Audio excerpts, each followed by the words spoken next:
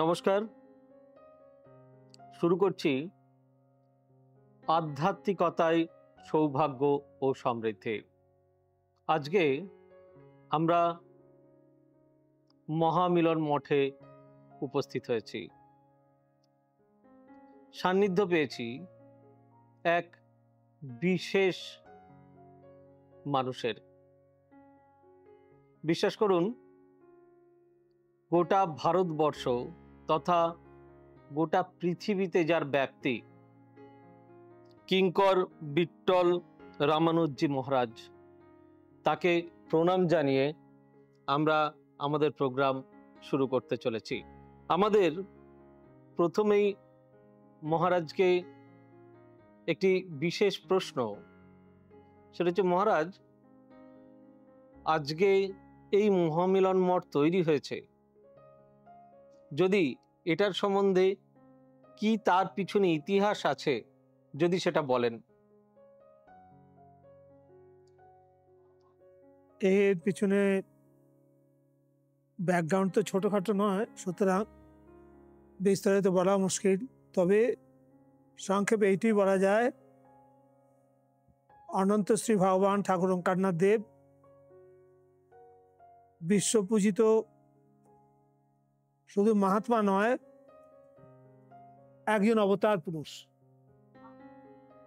মহাপ্রভুর পরে আসেন ভগবান রামকৃষ্ণদেব। রামকৃষ্ণদেবের পরই ঠাকুর ওঙ্কারনাথ দেব আসেন।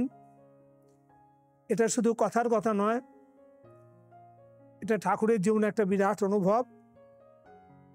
তিনি গভীর সমাধিতে মগ্ন ছিলেন। একটি ইন্টেরিয়র ভিলেজ, তার গুরুদেবের গ্রামে, হঠাৎ রামকৃষ্ণদেবকে দর্শন করলেন। ভাবলেন সঙ্গে সঙ্গে, কই, একে তো আমি ডাকিনি। ঠাকুর রামচন্দ্রের ভক্ত ছিলেন, রামচন্দ্র পুজো করতেন, ভক্ত ছিলেন, তার গুরুদেবকে মানতেন। তার গুরুদেবের সাথে কোথাও কোথাও আসে, ওই যে দেখা যাচ্ছে তার গুরুদেবের ছবি, তিনটে ছবি, মাঝেরটা ওর গুরুদেবের ছবি। ওকে ভক্তি করতেন, ভালোবাসতেন। ওই গুরু পরম্পরা লেখা রয়েছে। বললেন, আমি আমার গুরুদেবকে ডেকেছি, কই এই রামকৃষ্ণদেবকে তো ডেকে তো ডাকিনি। এইটা যখন ভাবছেন, অনিবার্যভাবে ঠাকুরের মুখ দিয়ে বেরিয়ে এলো,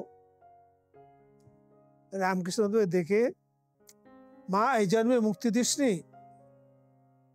সাধন ভাজন করতে করতে একটা অবস্থায় নিজের জন্মান্তর দর্শন হয়, পাতঞ্জল যোগ দর্শন আছে।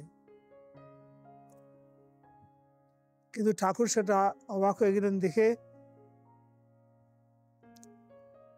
তারপর একটু রিসার্চ করলেন, দেখলেন উনি কতদিন আগে গেছেন। কে? রামকৃষ্ণদেব। দেখেন 5 বছর আগে গেছেন। ওর গুরুদেব মহাযোগী, ওই যে দাশরথী দেব যোগেশ্বর মাঝের ছবিটা দেখা যাচ্ছে, ওকে বললেন, এই সব কি দেখছি? ঠিকই দেখছো, কাউকে বলো না। উনি স্বীকার করলেন এবং বললেন, মহাপ্রভু আসবেন বলেছিলেন, এসেছিলেন রামকৃষ্ণদেবকে।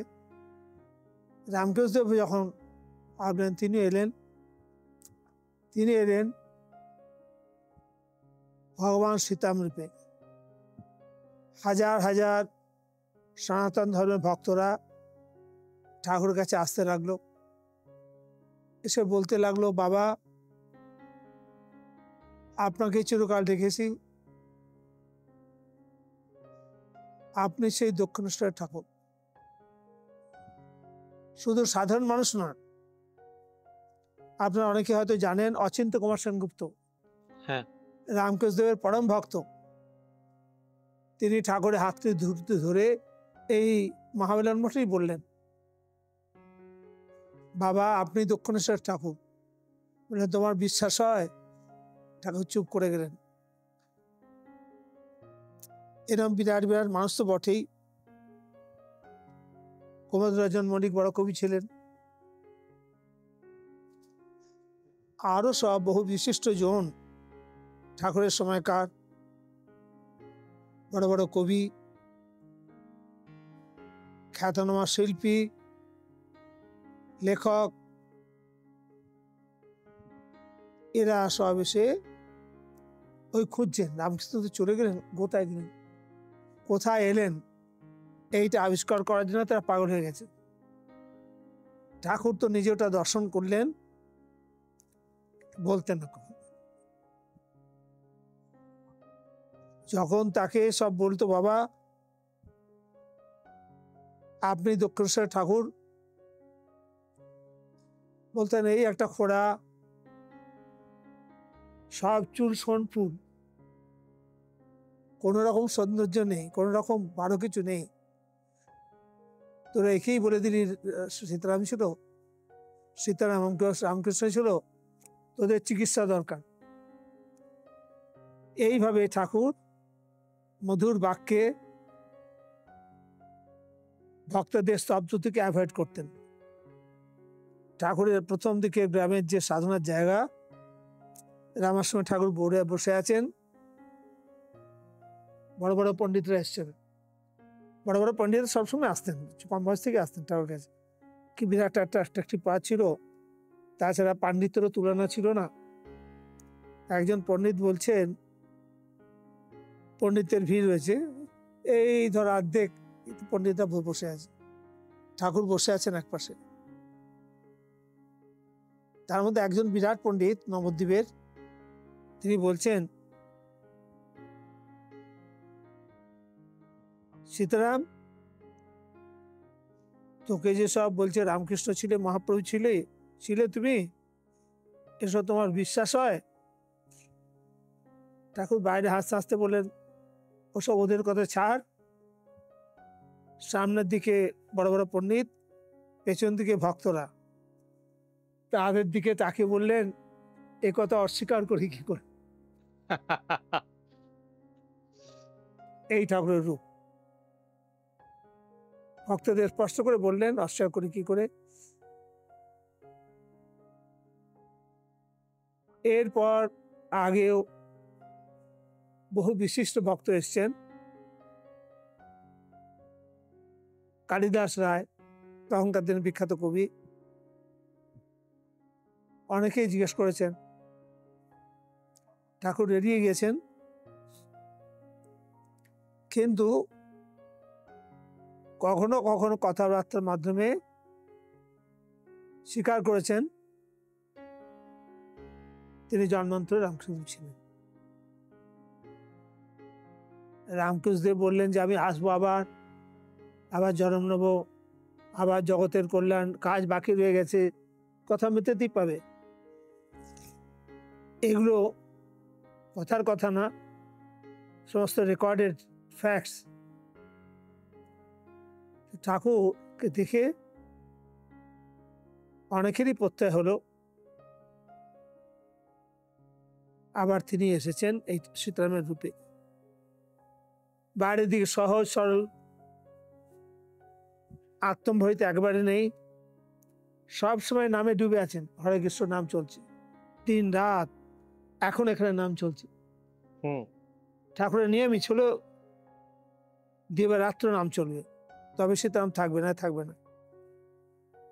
এরই মধ্যে ঠাকুরের বিশাল জয়যাত্রা এগিয়ে চলল দেশে বিদেশে।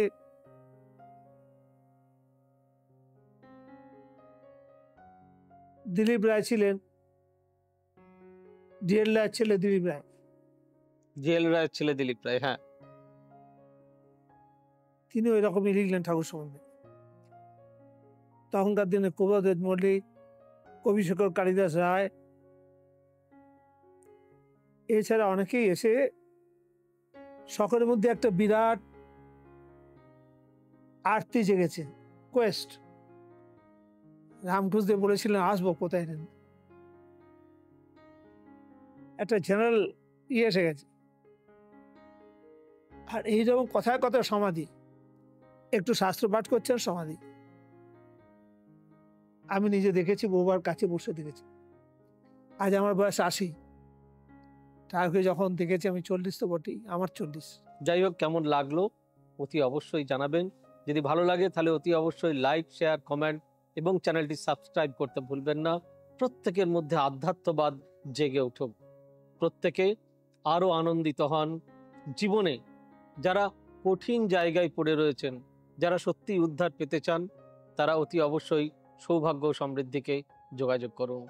আমাদের অফিসিয়াল ওয়েবসাইট www.astrosaব্যসাচী.com, আমাদের বুকিং নাম্বার ইটস 9734454545, আমাদের বুকিং নাম্বার 9830006733, আমাদের বুকিং নাম্বার 8335012267, আমাদের বুকিং নাম্বার 9830240199।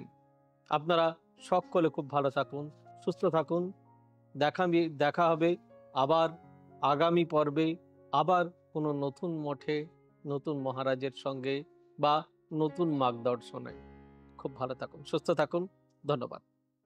এবার থেকে সব্যসাচী ব্যানার্জিকে পাওয়া আরো সহজ।